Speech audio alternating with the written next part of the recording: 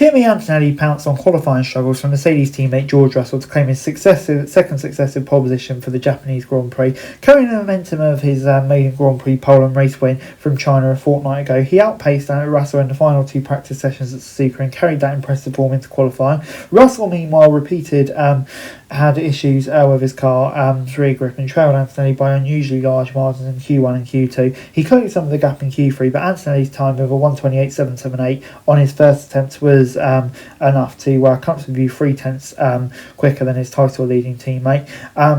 Jenson Button praising the lap on how far he was in front. He said we've seen different Kimi this weekend. He's always been quick, but the consistency seems to be there. The Mercedes drivers had been unexpectedly challenged by McLaren's Oscar Piastri and Ferrari's Charles Leclerc in the first two stages qualifying before the Silver Arrows pulled clear into an exclusive draw for pole when it mattered. Piastri, though, still continued a positive weekend for him to beat Leclerc to third, with the latter fourth after an error at the spoon curve and middle sector after what appeared to be a promising final attempt. World champion Lando Norris, whose weekend has been compromised by unreliability in practice, was fifth in the other McLaren, with Lewis Hamilton sixth in the second Ferrari, having trailed Leclerc all weekend. This was fresh disappointment, though, for Max Verstappen, who labelled his Red Bull undrivable after dropping out in Q2. On pole over the previous 4 years at Suzuka, he'll start from 11th, 3 paces lower than teammate Isaac Hadjar, who took 8th, with the Dutchman struggling for balance. Pierre Gasly beat both Red Bulls again to take an impressive 7th to a Mercedes-powered Alpine, with Audi's Gabriel Bortoleto in 9th and Arvid Lindblad knocking Max Verstappen out in 10th.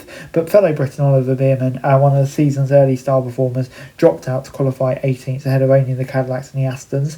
In a rollercoaster first year of F1 in 2025, though, teenager Antonelli only out-qualified the more experienced Russell 3 times at Mercedes, but holds an early 2-1 lead on Saturday so far this season. While Antonelli's maiden Grand Prix pole in Shanghai was certainly helped by a technical problem that briefly stopped Russell on track, he'd always looked more likely Mercedes drivers to take stop at Suzuka after an impressive showing through practice. With Russell then unhappy with his W17 throughout the qualifying hour, Antonelli set the impressive mark with his first lap of Q3, and although a lock-up at the hairpin on his final attempt stopped him from going faster, the first attempt ultimately proved to be enough. I'm super happy with the session. It was a good one, it's a clean one since Antonelli. I feel very good in the car, and every turn I was improving. A shame for the last lap because I lock-up at turn 11, but I'm really happy with the session. In contrast, Russell said he thought he was missing something. He couldn't lose that much pace. He said it was a really strange session. He was very fast all weekend, made some adjustments for the beginning qualifiers nowhere. So yeah, he needs to understand that. But in the end, with everything that went wrong, he's pretty happy to just be P2.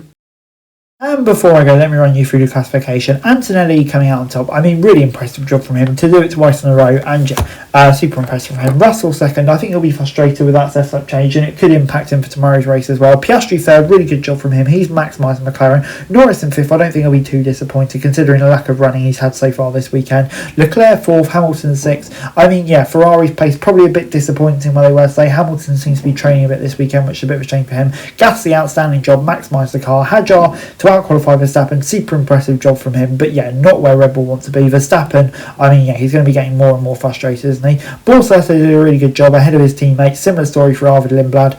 Ocon 12th, Haas not really having the pace this weekend. It'd be interesting to see what Beerman could have done, but I mean, yeah, that was a really surprising early elimination, wasn't it? And then you've got Colapinto in 15th. He's trailing his teammate by a long way, so yeah, he'll be looking to sort that out. Sainz did a good job to get that Williams into Q2, but I mean, we've heard from that album radio message, they're just not where they want to be. Deeply disappointing for Oliver Beerman.